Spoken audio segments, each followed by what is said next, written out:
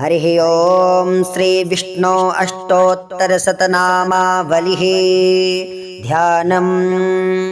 ॐ शान्ताकारं भुजगशयनं पद्मनाभं सुरेशं विश्वाधारं गगनसदृशं मेघवर्णं शुभांगं लक्ष्मीकान्तं कमलनयनं योगिभिर्ध्यानगम्यं वन्दे विष्णुं भवभयहरं सर्वलोकैकनाथम् सर्वलोकैकनाथम्।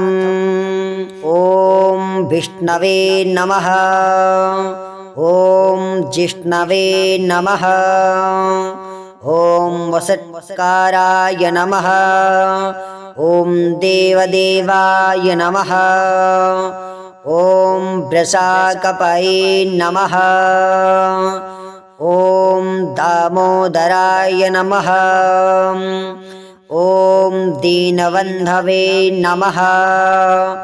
ॐ आदिदेवाय नमः। ॐ अदितिः सुताय नमः। ॐ पुण्डरीकाय नमः। ॐ परानन्दाय नमः। ॐ परमात्मने नमः। ॐ परात्पराय नमः। ॐ परसुधारिणे नमः। ॐ विश्वात्मने नमः। ॐ कृष्णाय नमः। ॐ कालीमलापहाय नमः। ॐ कौस्तुभोद्भास्तोरस्काय नमः। ॐ नराय नमः। ॐ नारायणाय नमः। ॐ हरये नमः। ॐ हराय नमः। ॐ हरप्रियाय नमः। ॐ स्वामिने नमः। ॐ वैकुण्ठाय नमः। ॐ विश्वतोमुखाय नमः। ॐ अप्रमेयात्मने नमः। ॐ हृषीकेशाय नमः। ॐ वराहाय नमः। ॐ धरणीधराय नमः। ॐ वामनाय नमः। ॐ वेदवक्त्रे नमः। ॐ वासुदेवाय नमः। ॐ सनातनाय नमः। ॐ रामाय नमः। ॐ विरामाय नमः। ॐ विरजाय नमः। ॐ रावणारिणे नमः। ॐ रमापतये नमः। ॐ वैकुण्ठवासिने नमः। ॐ वसुमनसे नमः। ॐ धनदाय नमः।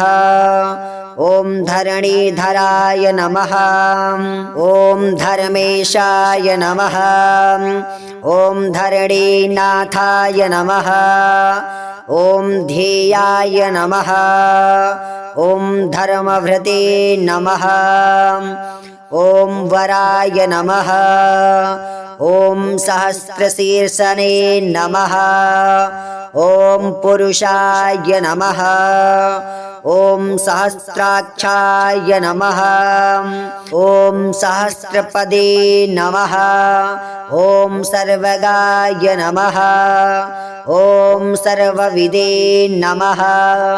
ॐ सर्वाय नमः।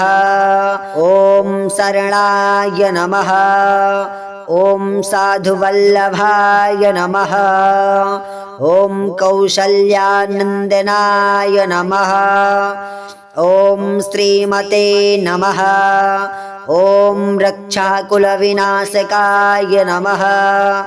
ॐ जगत्कर्त्रे नमः। ॐ जगद्धत्रे नमः। ॐ जगज्जेत्रे नमः। ॐ जनाहिताय नमः। ॐ जानकीवल्लभाय नमः। ॐ देवाय नमः। ॐ जयरूपाय नमः। ॐ जलेश्वराय नमः। ॐ क्षीराब्धिवासिने नमः। ॐ क्षीराब्धितनया वल्लभाय नमः। ॐ शेषशायिने नमः। ॐ पन्नगारिवाहनाय नमः। ॐ विष्टारश्ववायनाय नमः। ॐ माधवाय नमः। ॐ मथुरानाथाय नमः। ॐ मोहदाय नमः। ॐ मोहनाशनाय नमः। ॐ दैत्यारिणे नमः। ॐ पुण्डरीकाक्षाय नमः। ॐ अच्युताय नमः। ॐ मधुसूदनाय नमः।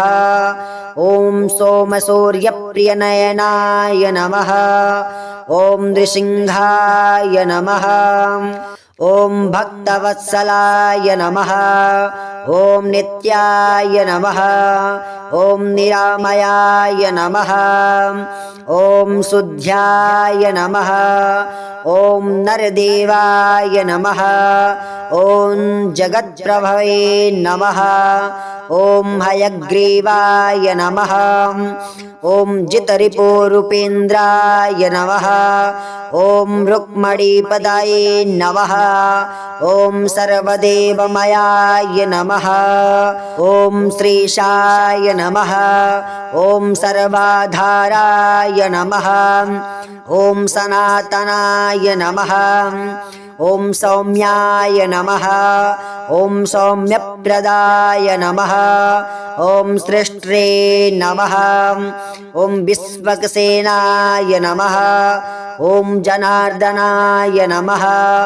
ॐ यशोदातनयाय नमः। ॐ योगिने नमः।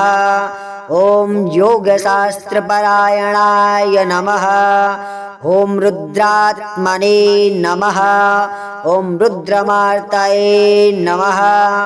ॐ राघवाय नमः। ॐ मधुसूदनाय नमः। ॐ विष्णवे नमः। ॐ जिष्णवे नमः। ॐ वसत्काराय नमः। ॐ देवदेवाय नमः। ॐ वृषाकपये नमः। ॐ दामोदराय नमः। ॐ दीनबन्धवे नमः। ॐ आदिदेवाय नमः। ॐ अदितिः सुताय नमः। ॐ पुण्डरीकाय नमः। ॐ परानन्दाय नमः। ॐ परमात्मने नमः। ॐ परात्पराय नमः। ॐ परशुधारिणे नमः। ॐ विश्वात्मने नमः। ॐ कृष्णाय नमः। ॐ कालीमलापहाय नमः। ॐ कौस्तुभोद्भास्तोरस्काय नमः। ॐ नराय नमः। ॐ नारायणाय नमः। ॐ हरये नमः। ॐ हराय नमः। ॐ हरप्रियाय नमः। ॐ स्वामिने नमः। ॐ वैकुण्ठाय नमः। ॐ विश्वतोमुखाय नमः। ॐ अप्रमेयात्मने नमः। ॐ हृषीकेशाय नमः। ॐ वराहाय नमः। ॐ धरणीधराय नमः। ॐ वामनाय नमः। ॐ वेदवक्त्रे नमः। ॐ वासुदेवाय नमः। ॐ सनातनाय नमः। ॐ रामाय नमः। ॐ विरामाय नमः। ॐ विरजाय नमः।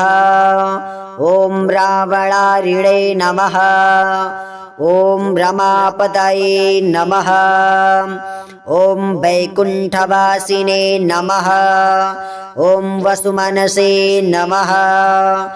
ॐ धनदाय नमः। ॐ धरणीधराय नमः। ॐ धर्मेशाय नमः। ॐ धरणीनाथाय नमः। ॐ ध्येयाय नमः। ॐ धर्मभृते नमः। ॐ वराय नमः। ॐ सहस्रशीर्षणे नमः। ॐ पुरुषाय नमः। ॐ सहस्राक्षाय नमः। ॐ सहस्रपदे नमः। ॐ सर्वगाय नमः। ॐ सर्वविदे नमः। ॐ सर्वाय नमः। ॐ शरणाय नमः। ॐ साधुवल्लभाय नमः। ॐ कौशल्यानन्दनाय नमः। ॐ श्रीमते नमः। ॐ रक्षाकुलविनाशकाय नमः। ॐ जगत्कर्त्रे नमः। ॐ जगद्धत्रे नमः। ॐ जगज्जेत्रे नमः। ॐ जनाहिताय नमः। ॐ जानकीवल्लभाय नमः। ॐ देवाय नमः। ॐ जयरूपाय नमः। ॐ जलेश्वराय नमः। ॐ क्षीराब्धिवासिने नमः। ॐ क्षीराब्धितनया वल्लभाय नमः। ॐ शेषशायिने नमः। ॐ पन्नगारिवाहनाय नमः। ॐ विष्टारश्ववायनाय नमः। ॐ माधवाय नमः। ॐ मथुरानाथाय नमः। ॐ मोहदाय नमः। ॐ मोहनाशनाय नमः। ॐ दैत्यारिणे नमः। ॐ पुण्डरीकाक्षाय नमः। ॐ अच्युताय नमः। ॐ मधुसूदनाय नमः। ॐ सोमसूर्यप्रियनयनाय नमः। ॐ नृसिंहाय नमः। ॐ भक्तवत्सलाय नमः। ॐ नित्याय नमः। ॐ निरामयाय नमः। ॐ शुद्ध्याय नमः। ॐ नरदेवाय नमः। ॐ जगत्प्रभवे नमः। ॐ हयग्रीवाय नमः। ॐ जितरिपोरूपेन्द्राय नमः। ॐ रुक्मणीपदाये नमः। ॐ सर्वदेवमयाय नमः। ॐ श्रीशाय नमः। ॐ सर्वाधाराय नमः। ॐ सनातनाय नमः। ॐ सौम्याय नमः। ॐ सौम्यप्रदाय नमः। ॐ सृष्ट्रे नमः। ॐ विश्वक्सेनाय नमः। ॐ जनार्दनाय नमः। ॐ यशोदातनयाय नमः। ॐ योगिने नमः। ॐ योगशास्त्रपरायणाय नमः। ॐ रुद्रात्मने नमः। ॐ रुद्रमार्तये नमः। ॐ राघवाय नमः। ॐ मधुसूदनाय नमः। ॐ विष्णवे नमः। ॐ जिष्णवे नमः। ॐ वसत्काराय नमः। ॐ देवदेवाय नमः। ॐ वृषाकपये नमः। ॐ दामोदराय नमः। ॐ दीनबन्धवे नमः। ॐ आदिदेवाय नमः। ॐ अदितिः सुताय नमः। ॐ पुण्डरीकाय नमः। ॐ परानन्दाय नमः। ॐ परमात्मने नमः। ॐ परात्पराय नमः। ॐ परसुधारिणे नमः। ॐ विश्वात्मने नमः। ॐ कृष्णाय नमः। ॐ कालीमलापहाय नमः। ॐ कौस्तुभोद्भास्तोरस्काय नमः। ॐ नराय नमः। ॐ नारायणाय नमः। ॐ हरये नमः। ॐ हराय नमः। ॐ हरप्रियाय नमः। ॐ स्वामिने नमः। ॐ वैकुण्ठाय नमः। ॐ विश्वतोमुखाय नमः। ॐ अप्रमेयात्मने नमः। ॐ ह्रषिकेशाय नमः। ॐ वराहाय नमः। ॐ धरणीधराय नमः। ॐ वामनाय नमः। ॐ वेदवक्त्रे नमः। ॐ वासुदेवाय नमः। ॐ सनातनाय नमः। ॐ रामाय नमः। ॐ विरामाय नमः। ॐ विरजाय नमः। ॐ रावणारिणे नमः। ॐ रमापतये नमः। ॐ वैकुण्ठवासिने नमः। ॐ वसुमनसे नमः। ॐ धनदाय नमः। ॐ धरणीधराय नमः।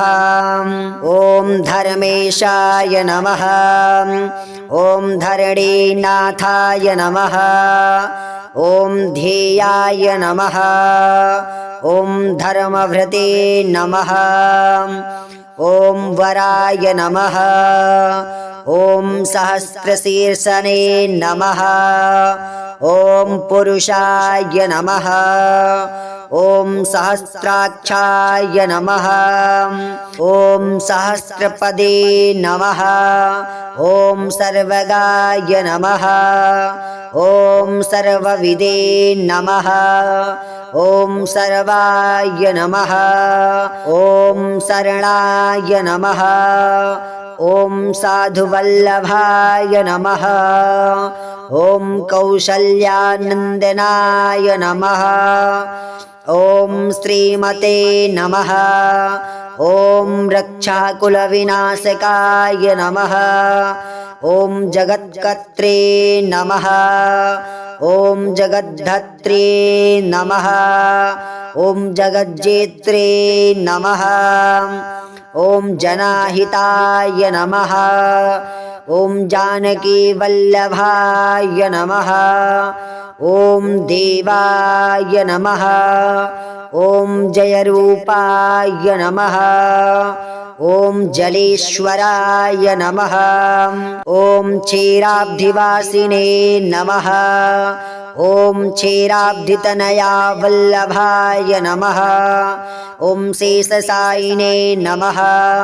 ॐ पन्नगारिवाहनाय नमः। ॐ विष्टारश्ववायनाय नमः। ॐ माधवाय नमः। ॐ मथुरानाथाय नमः।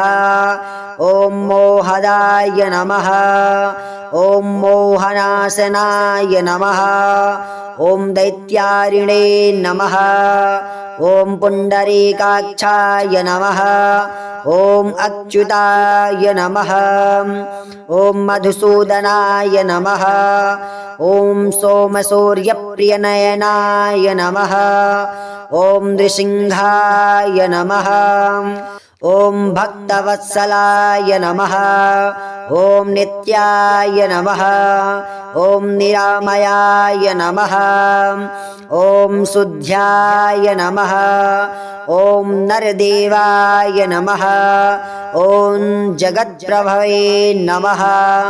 ॐ हयग्रीवाय नमः।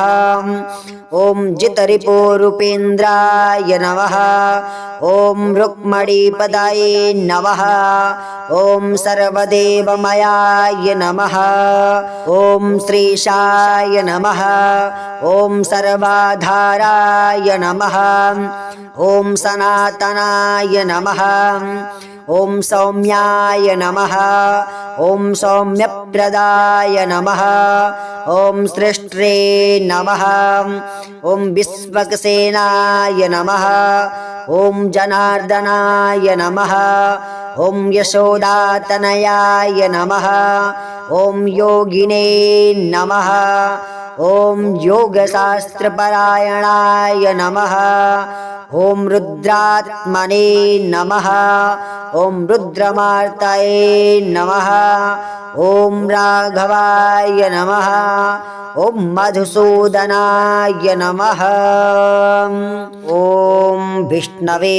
नमः ॐ जिष्णवे नमः ॐ वसत्काराय नमः ॐ देवदेवाय नमः ॐ वृषाकपये नमः ॐ दामोदराय नमः ॐ दीनबन्धवे नमः ॐ आदिदेवाय नमः ॐ अदितिः सुताय नमः ॐ पुण्डरीकाय नमः ॐ परानन्दाय नमः ॐ परमात्मने नमः ॐ परात्पराय नमः ॐ परसुधारिणे नमः ॐ विश्वात्मने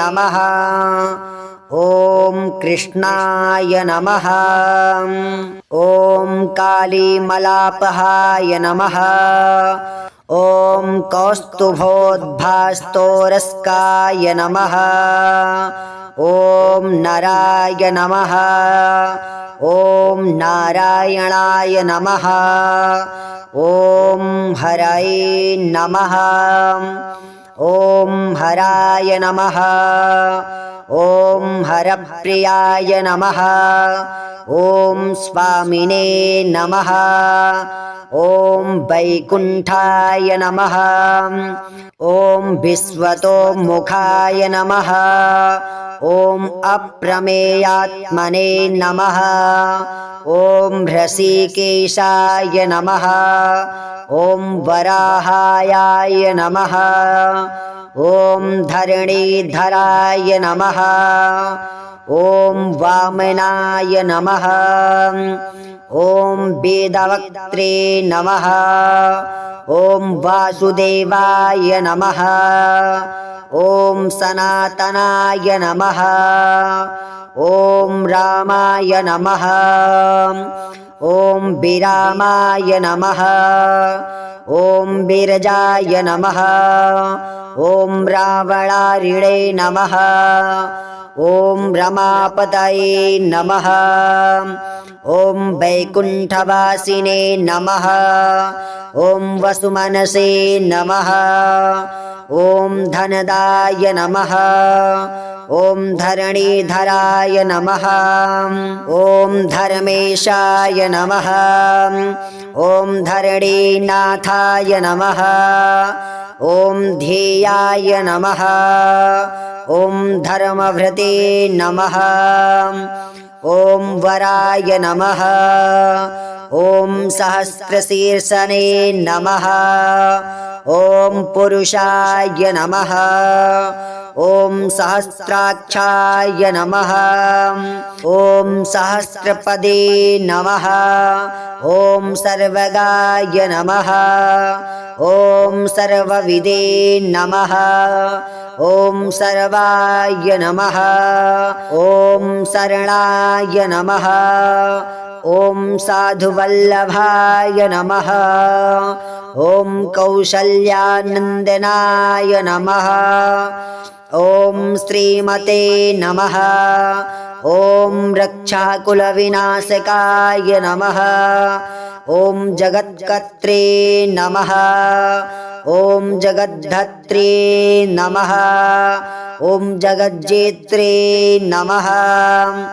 ॐ जनाहिताय नमः ॐ जानकीवल्लभाय नमः ॐ देवाय नमः ॐ जयरूपाय नमः ॐ जलेश्वराय नमः ॐ क्षीराब्धिवासिने नमः ॐ क्षीराब्धितनया वल्लभाय नमः ॐ शेषशायिने नमः ॐ पन्नगारिवाहनाय नमः ॐ विष्टारश्ववायनाय नमः ॐ माधवाय नमः ॐ मथुरानाथाय नमः ॐ मोहदाय नमः ॐ मोहनाशनाय नमः ॐ दैत्यारिणे नमः ॐ पुण्डरीकाक्षाय नमः ॐ अच्युताय नमः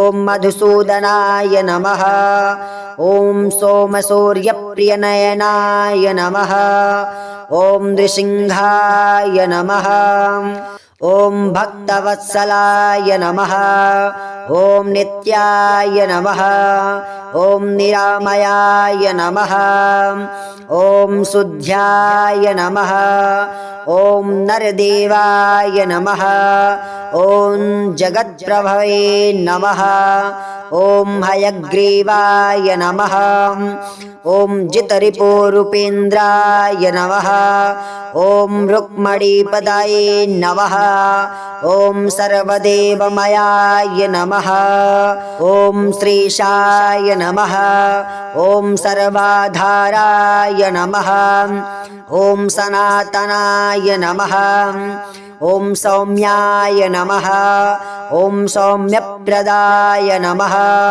ॐ सृष्ट्रे नमः ॐ विश्वक्सेनाय नमः ॐ जनार्दनाय नमः ॐ यशोदातनयाय नमः ॐ योगिने नमः ॐ योगशास्त्रपरायणाय नमः ॐ रुद्रात्मने नमः ॐ रुद्रमार्तये नमः ॐ राघवाय नमः ॐ मधुसूदनाय नमः ॐ विष्णवे नमः ॐ जिष्णवे नमः ॐ वसत्काराय नमः ॐ देवदेवाय नमः ॐ वृषाकपये नमः ॐ दामोदराय नमः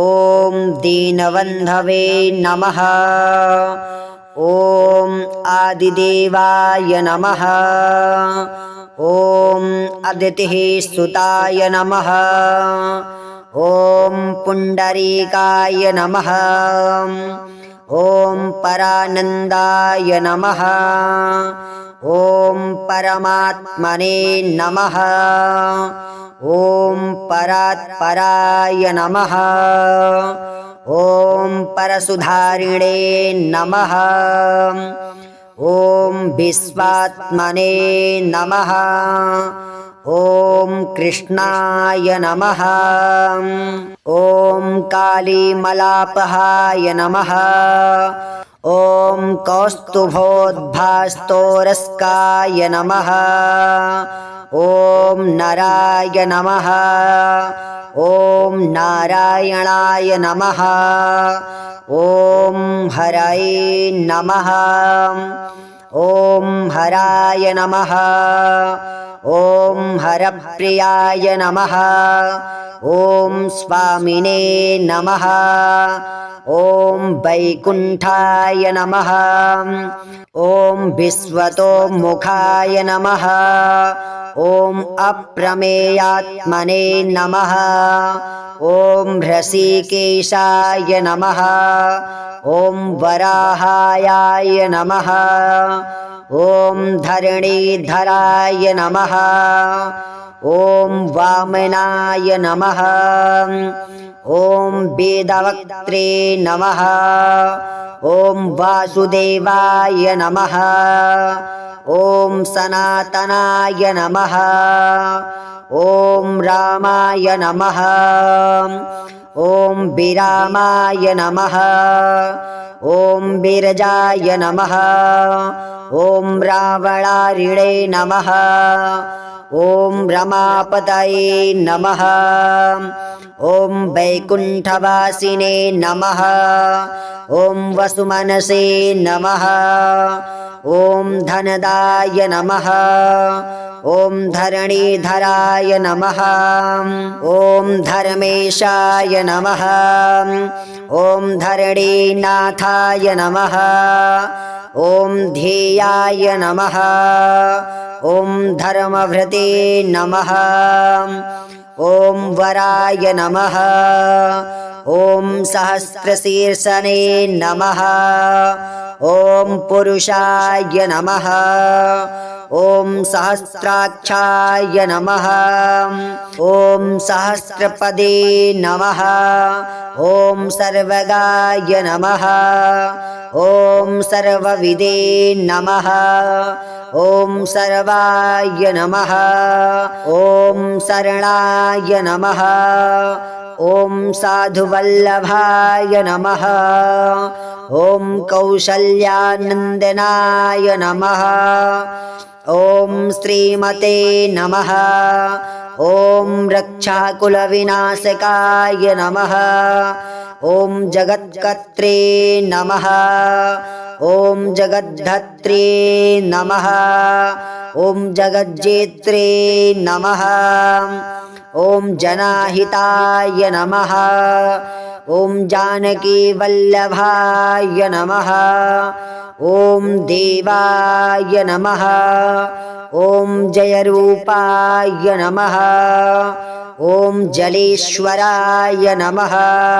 ॐ क्षीराब्धिवासिने नमः। ॐ क्षीराब्धितनया वल्लभाय नमः। ॐ शेषशायिने नमः। ॐ पन्नगारिवाहनाय नमः। ॐ विष्टारश्ववायनाय नमः। ॐ माधवाय नमः। ॐ मथुरानाथाय नमः। ॐ मोहदाय नमः। ॐ मोहनाशनाय नमः। ॐ दैत्यारिणे नमः। ॐ पुण्डरीकाक्षाय नमः। ॐ अच्युताय नमः। ॐ मधुसूदनाय नमः। ॐ सोमसूर्यप्रियनयनाय नमः। ॐ नृसिंहाय नमः। ॐ भक्तवत्सलाय नमः। ॐ नित्याय नमः। ॐ निरामयाय नमः। ॐ शुद्ध्याय नमः। ॐ नरदेवाय नमः। ॐ जगत्प्रभवे नमः। ॐ हयग्रीवाय नमः। ॐ जितरिपुरूपेन्द्राय नमः। ॐ रुक्मणीपदाये नमः। ॐ सर्वदेवमयाय नमः। ॐ श्रीशाय नमः। ॐ सर्वाधाराय नमः। ॐ सनातनाय नमः। ॐ सौम्याय नमः। ॐ सौम्यप्रदाय नमः। ॐ सृष्ट्रे नमः। ॐ विश्वक्सेनाय नमः। ॐ जनार्दनाय नमः। ॐ यशोदातनयाय नमः। ॐ योगिने नमः। ॐ योगशास्त्रपरायणाय नमः। ॐ रुद्रात्मने नमः। ॐ रुद्रमार्तये नमः। ॐ राघवाय नमः। ॐ मधुसूदनाय नमः। ॐ विष्णवे नमः। ॐ जिष्णवे नमः। ॐ वसत्काराय नमः। ॐ देवदेवाय नमः। ॐ वृषाकपये नमः। ॐ दामोदराय नमः। ॐ दीनबन्धवे नमः। ॐ आदिदेवाय नमः। ॐ अदितिः सुताय नमः। ॐ पुण्डरीकाय नमः। ॐ परानन्दाय नमः। ॐ परमात्मने नमः। ॐ परात्पराय नमः। ॐ परसुधारिणे नमः। ॐ विश्वात्मने नमः। ॐ कृष्णाय नमः। ॐ कालीमलापहाय नमः। ॐ कौस्तुभोद्भास्तोरस्काय नमः। ॐ नराय नमः। ॐ नारायणाय नमः। ॐ हरये नमः। ॐ हराय नमः। ॐ हरप्रियाय नमः। ॐ स्वामिने नमः। ॐ वैकुण्ठाय नमः। ॐ विश्वतोमुखाय नमः। ॐ अप्रमेयात्मने नमः। ॐ हृषीकेशाय नमः। ॐ वराहाय नमः।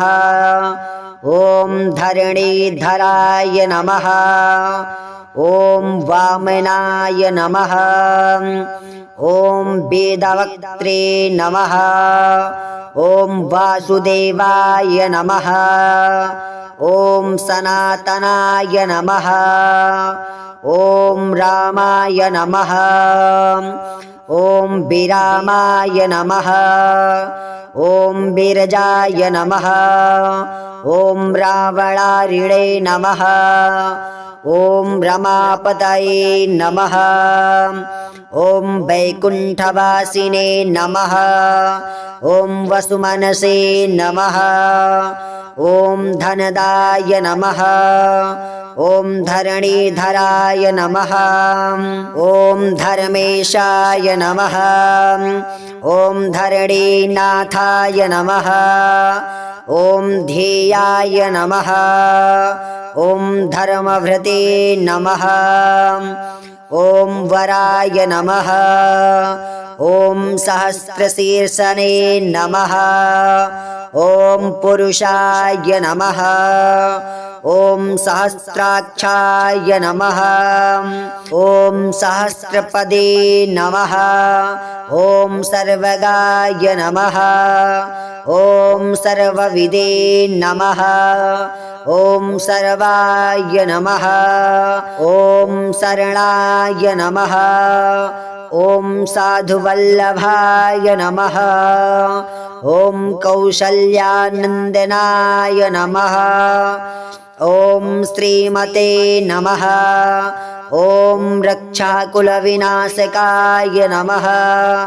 ॐ जगत्कर्त्रे नमः। ॐ जगद्धत्रे नमः। ॐ जगज्जेत्रे नमः। ॐ जनाहिताय नमः। ॐ जानकीवल्लभाय नमः। ॐ देवाय नमः। ॐ जयरूपाय नमः। ॐ जलेश्वराय नमः। ॐ क्षीराब्धिवासिने नमः। ॐ क्षीराब्धितनया वल्लभाय नमः। ॐ शेषशायिने नमः। ॐ पन्नगारिवाहनाय नमः। ॐ विष्टारश्ववायनाय नमः। ॐ माधवाय नमः। ॐ मथुरानाथाय नमः। ॐ मोहदाय नमः। ॐ मोहनाशनाय नमः।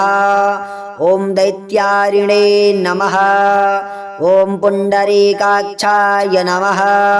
ॐ अच्युताय नमः। ॐ मधुसूदनाय नमः। ॐ सोमसूर्यप्रियनयनाय नमः। ॐ नृसिंहाय नमः। ॐ भक्तवत्सलाय नमः। ॐ नित्याय नमः। ॐ निरामयाय नमः। ॐ शुद्ध्याय नमः। ॐ नरदेवाय नमः। ॐ जगत्प्रभवे नमः। ॐ हयग्रीवाय नमः। ॐ जितरिपुरूपेन्द्राय नमः। ॐ रुक्मणीपदाये नमः। ॐ सर्वदेवमयाय नमः। ॐ श्रीशाय नमः। ॐ सर्वाधाराय नमः। ॐ सनातनाय नमः। ॐ सौम्याय नमः। ॐ सौम्यप्रदाय नमः। ॐ सृष्ट्रे नमः। ॐ विश्वक्सेनाय नमः। ॐ जनार्दनाय नमः। ॐ यशोदातनयाय नमः। ॐ योगिने नमः। ॐ योगशास्त्रपरायणाय नमः। ॐ रुद्रात्मने नमः। ॐ रुद्रमार्तये नमः। ॐ राघवाय नमः। ॐ मधुसूदनाय नमः। ॐ विष्णवे नमः। ॐ जिष्णवे नमः। ॐ वसत्काराय नमः। ॐ देवदेवाय नमः। ॐ वृषाकपये नमः। ॐ दामोदराय नमः। ॐ दीनबन्धवे नमः। ॐ आदिदेवाय नमः। ॐ अदितिः सुताय नमः। ॐ पुण्डरीकाय नमः। ॐ परानन्दाय नमः। ॐ परमात्मने नमः। ॐ परात्पराय नमः। ॐ परसुधारिणे नमः। ॐ विश्वात्मने नमः। ॐ कृष्णाय नमः। ॐ कालीमलापहाय नमः। ॐ कौस्तुभोद्भास्तोरस्काय नमः। ॐ नराय नमः। ॐ नारायणाय नमः। ॐ हरये नमः। ॐ हराय नमः। ॐ हरप्रियाय नमः। ॐ स्वामिने नमः। ॐ वैकुण्ठाय नमः। ॐ विश्वतोमुखाय नमः। ॐ अप्रमेयात्मने नमः। ॐ हृषीकेशाय नमः। ॐ वराहाय नमः। ॐ धरणीधराय नमः। ॐ वामनाय नमः। ॐ वेदवक्त्रे नमः।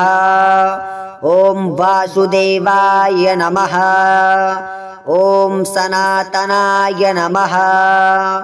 ॐ रामाय नमः। ॐ विरामाय नमः। ॐ विरजाय नमः।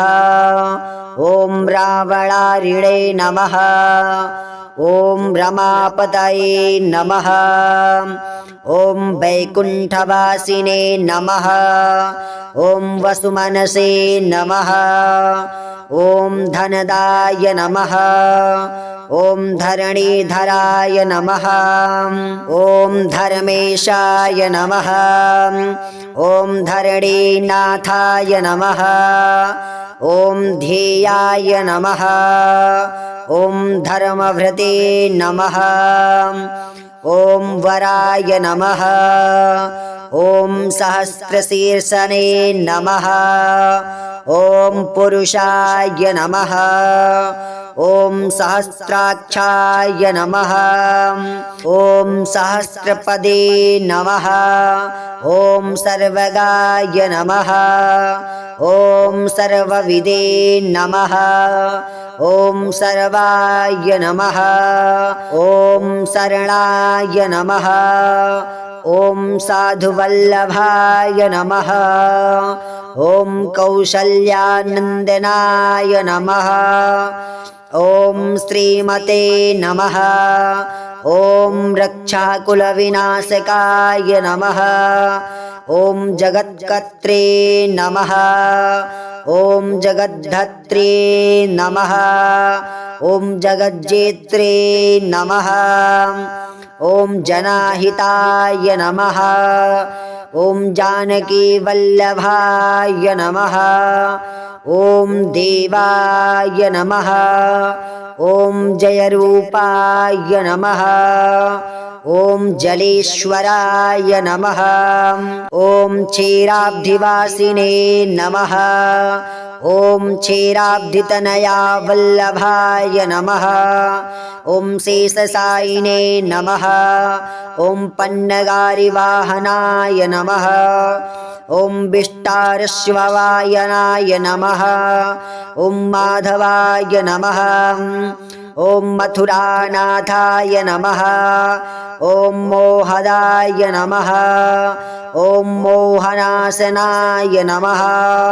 ॐ दैत्यारिणे नमः। ॐ पुण्डरीकाक्षाय नमः। ॐ अच्युताय नमः। ॐ मधुसूदनाय नमः।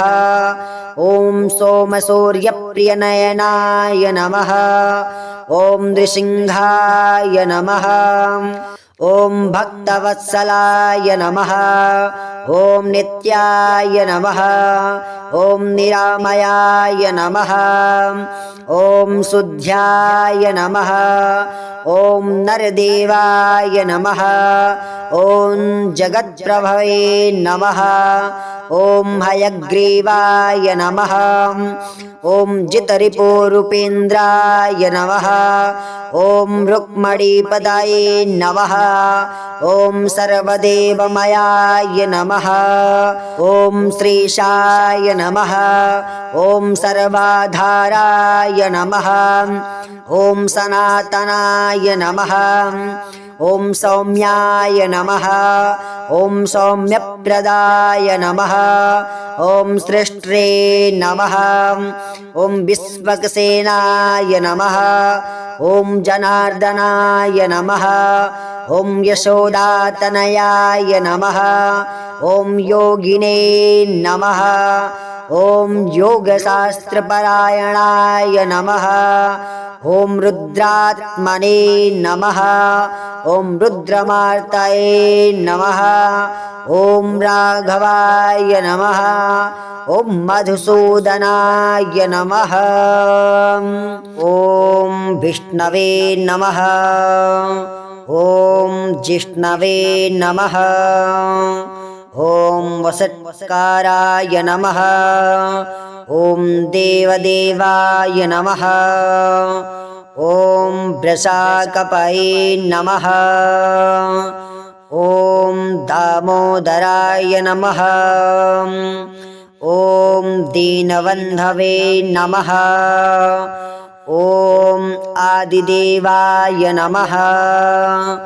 ॐ अदितिः सुताय नमः। ॐ पुण्डरीकाय नमः। ॐ परानन्दाय नमः। ॐ परमात्मने नमः। ॐ परात्पराय नमः। ॐ परशुधारिणे नमः। ॐ विश्वात्मने नमः। ॐ कृष्णाय नमः। ॐ कालीमलापहाय नमः। ॐ कौस्तुभोद्भास्तोरस्काय नमः। ॐ नराय नमः। ॐ नारायणाय नमः। ॐ हरये नमः। ॐ हराय नमः ॐ हरप्रियाय नमः ॐ स्वामिने नमः ॐ वैकुण्ठाय नमः ॐ विश्वतोमुखाय नमः ॐ अप्रमेयात्मने नमः ॐ हृषीकेशाय नमः ॐ वराहाय नमः ॐ धरणीधराय नमः ॐ वामनाय नमः ॐ वेदवक्त्रे नमः ॐ वासुदेवाय नमः ॐ सनातनाय नमः ॐ रामाय नमः ॐ विरामाय नमः ॐ विरजाय नमः ॐ रावणारिणे नमः ॐ रमापतये नमः ॐ वैकुण्ठवासिने नमः ॐ वसुमनसे नमः ॐ धनदाय नमः ॐ धरणीधराय नमः ॐ धर्मेशाय नमः ॐ धरणीनाथाय नमः ॐ ध्येयाय नमः ॐ धर्मभृते नमः ॐ वराय नमः ॐ सहस्रशीर्षने नमः ॐ पुरुषाय नमः ॐ सहस्राक्षाय नमः ॐ सहस्रपदे नमः ॐ सर्वगाय नमः ॐ सर्वविदे नमः ॐ सर्वाय नमः ॐ शरणाय नमः ॐ साधुवल्लभाय नमः ॐ कौशल्यानन्दनाय नमः ॐ श्रीमते नमः ॐ रक्षाकुलविनाशकाय नमः ॐ जगत्कर्त्रे नमः ॐ जगद्धत्रे नमः ॐ जगज्जेत्रे नमः ॐ जनाहिताय नमः ॐ जानकीवल्लभाय नमः ॐ देवाय नमः ॐ जयरूपाय नमः ॐ जलेश्वराय नमः ॐ क्षीराब्धिवासिने नमः ॐ क्षीराब्धितनया वल्लभाय नमः ॐ शेषशायिने नमः ॐ पन्नगारिवाहनाय नमः ॐ विष्टारश्ववायनाय नमः ॐ माधवाय नमः ॐ मथुरानाथाय नमः ॐ मोहदाय नमः ॐ मोहनाशनाय नमः ॐ दैत्यारिणे नमः ॐ पुण्डरीकाक्षाय नमः ॐ अच्युताय नमः ॐ मधुसूदनाय नमः ॐ सोमसूर्यप्रियनयनाय नमः ॐ नृसिंहाय नमः ॐ भक्तवत्सलाय नमः ॐ नित्याय नमः ॐ निरामयाय नमः ॐ शुद्ध्याय नमः ॐ नरदेवाय नमः ॐ जगत्प्रभवे नमः ॐ हयग्रीवाय नमः ॐ जितरिपुरूपेन्द्राय नमः ॐ रुक्मणीपदाये नमः ॐ सर्वदेवमयाय नमः ॐ श्रीशाय नमः ॐ सर्वाधाराय नमः ॐ सनातनाय नमः ॐ सौम्याय नमः ॐ सौम्यप्रदाय नमः ॐ सृष्ट्रे नमः ॐ विश्वक्सेनाय नमः ॐ जनार्दनाय नमः ॐ यशोदातनयाय नमः ॐ योगिने नमः ॐ योगशास्त्रपरायणाय नमः ॐ रुद्रात्मने नमः ॐ रुद्रमार्तये नमः ॐ राघवाय नमः ॐ मधुसूदनाय नमः ॐ विष्णवे नमः ॐ जिष्णवे नमः ॐ वसत्काराय नमः ॐ देवदेवाय नमः ॐ वृषाकपये नमः ॐ दामोदराय नमः ॐ दीनबन्धवे नमः ॐ आदिदेवाय नमः ॐ अदितिः सुताय नमः ॐ पुण्डरीकाय नमः ॐ परानन्दाय नमः ॐ परमात्मने नमः ॐ परात्पराय नमः ॐ परसुधारिणे नमः ॐ विश्वात्मने नमः ॐ कृष्णाय नमः ॐ कालीमलापहाय नमः ॐ कौस्तुभोद्भास्तोरस्काय नमः ॐ नराय नमः ॐ नारायणाय नमः ॐ हरये नमः ॐ हराय नमः ॐ हरप्रियाय नमः ॐ स्वामिने नमः ॐ वैकुण्ठाय नमः ॐ विश्वतोमुखाय नमः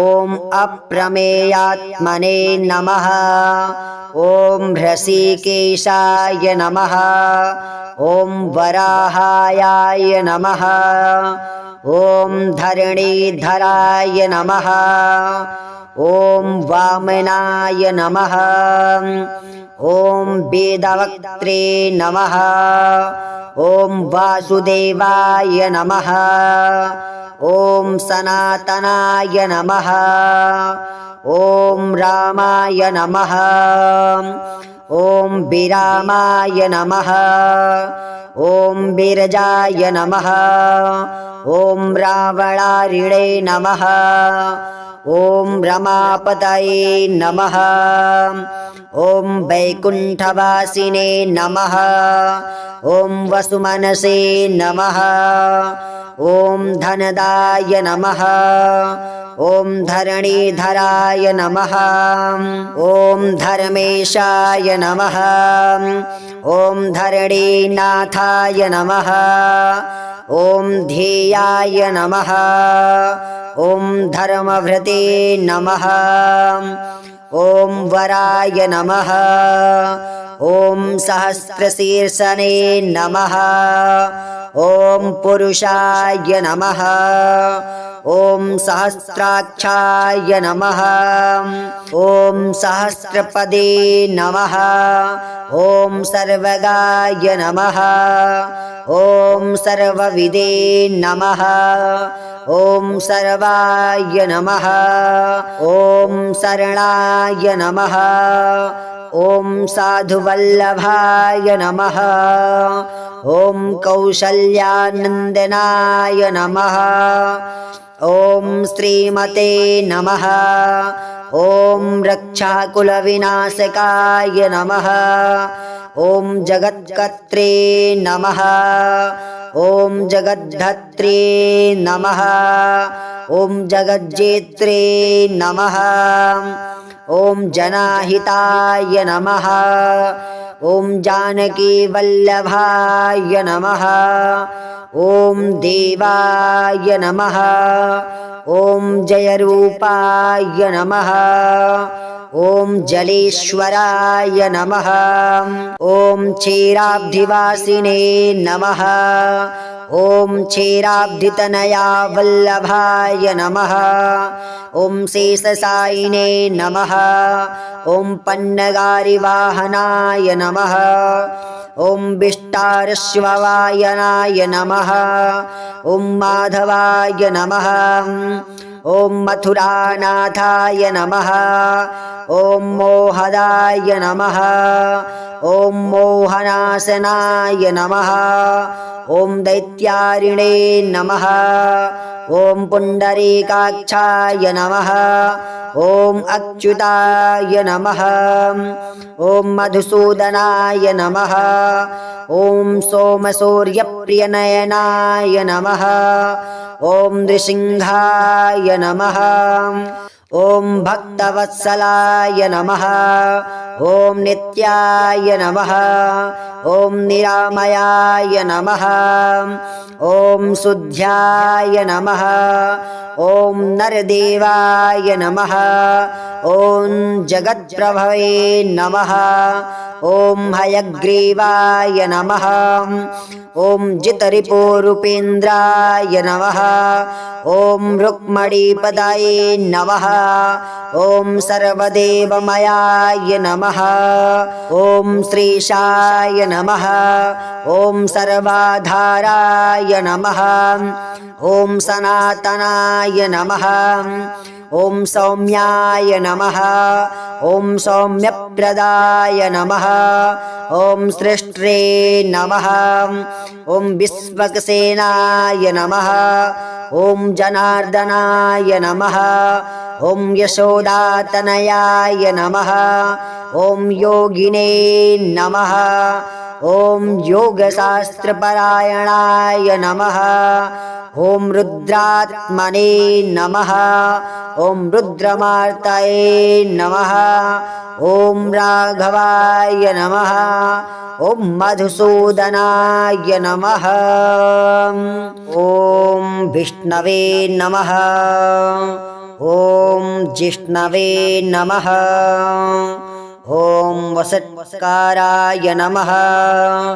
ॐ देवदेवाय नमः ॐ वृषाकपये नमः ॐ दामोदराय नमः ॐ दीनबन्धवे नमः ॐ आदिदेवाय नमः ॐ अदितिः सुताय नमः ॐ पुण्डरीकाय नमः ॐ परानन्दाय नमः ॐ परमात्मने नमः ॐ परात्पराय नमः ॐ परशुधारिणे नमः ॐ विश्वात्मने नमः ॐ कृष्णाय नमः ॐ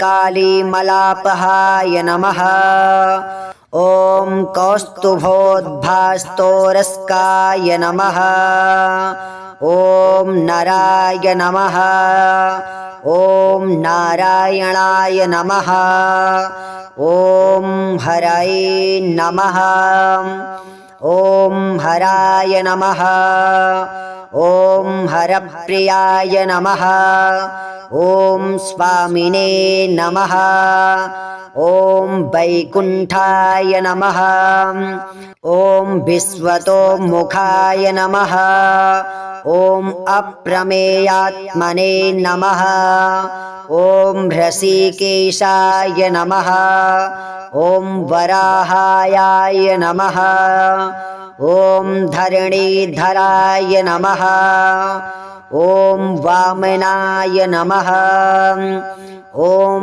वेदवक्त्रे नमः ॐ वासुदेवाय नमः ॐ सनातनाय नमः ॐ रामाय नमः ॐ विरामाय नमः ॐ विरजाय नमः ॐ रावणारिणे नमः ॐ रमापतये नमः ॐ वैकुण्ठवासिने नमः ॐ वसुमनसे नमः ॐ धनदाय नमः ॐ धरणीधराय नमः ॐ धर्मेशाय नमः ॐ धरणीनाथाय नमः ॐ ध्येयाय नमः ॐ धर्मभृते नमः ॐ वराय नमः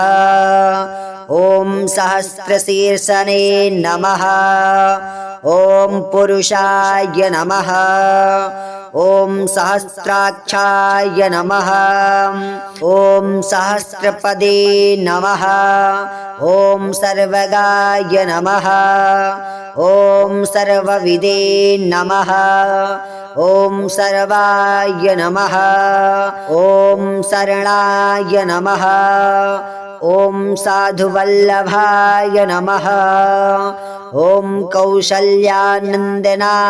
नमः ॐ श्रीमते नमः ॐ रक्षाकुलविनाशकाय नमः ॐ जगत्कर्त्रे नमः ॐ जगद्धत्रे नमः ॐ जगज्जेत्रे नमः ॐ जनाहिताय नमः ॐ जानकीवल्लभाय नमः ॐ देवाय नमः ॐ जयरूपाय नमः ॐ जलेश्वराय नमः ॐ क्षीराब्धिवासिने नमः ॐ क्षीराब्धितनया वल्लभाय नमः ॐ शेषशायिने नमः ॐ पन्नगारिवाहनाय नमः ॐ विष्टारश्ववायनाय नमः ॐ माधवाय नमः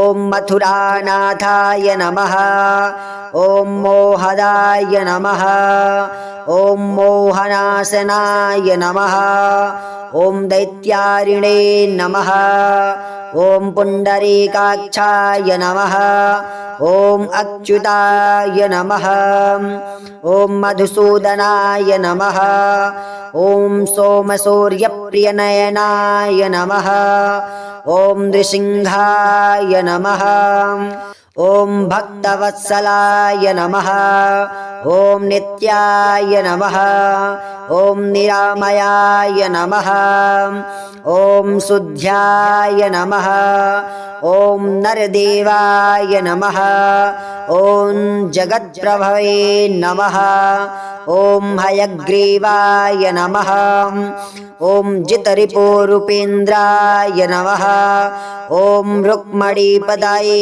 नमः ॐ सर्वदेवमयाय नमः ॐ श्रीशाय नमः ॐ सर्वाधाराय नमः ॐ सनातनाय नमः ॐ सौम्याय नमः ॐ सौम्यप्रदाय नमः ॐ सृष्ट्रे नमः ॐ विश्वक्सेनाय नमः ॐ जनार्दनाय नमः ॐ यशोदातनयाय नमः ॐ योगिने नमः ॐ योगशास्त्रपरायणाय नमः ॐ रुद्रात्मने नमः ॐ रुद्रमार्तये नमः ॐ राघवाय नमः ॐ मधुसूदनाय नमः ॐ श्रीनारायणाय विद्महे वासुदेवाय धीमहि तन्नो विष्णु प्रचोदयात्। ॐ इति श्री विष्णु अष्टोत्तरशतनामावलिः सम्पूर्णम्। ॐ श्री सत्यनारायणाय नमः। ॐ श्री विष्णवे नमः।